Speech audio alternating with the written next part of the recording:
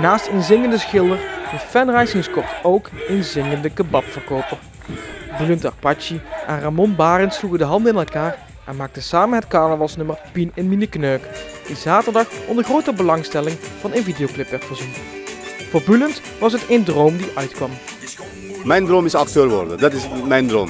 En daarom heb ik hier de clip gespeeld.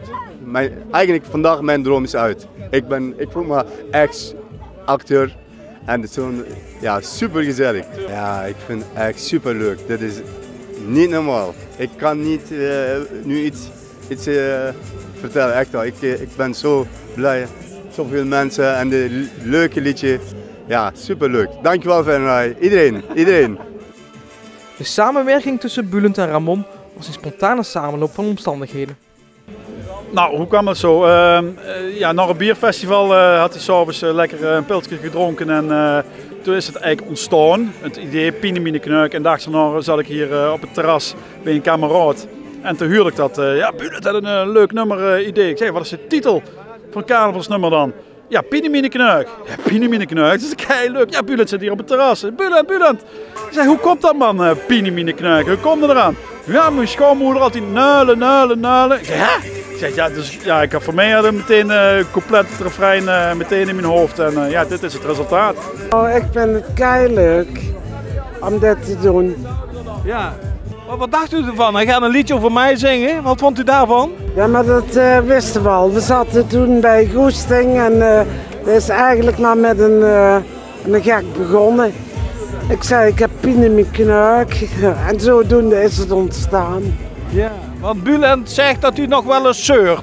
Ja, ik ben een neurlert, wat? Zo is dat.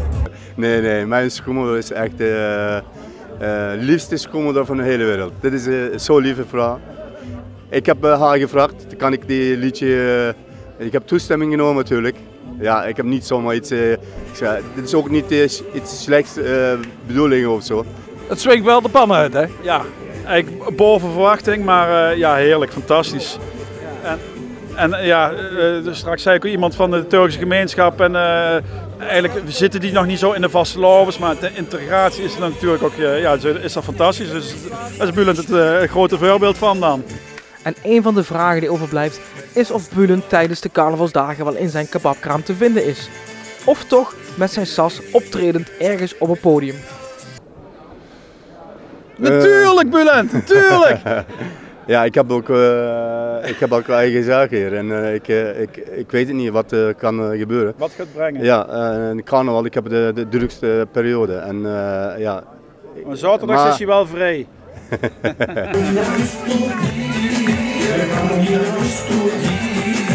gaan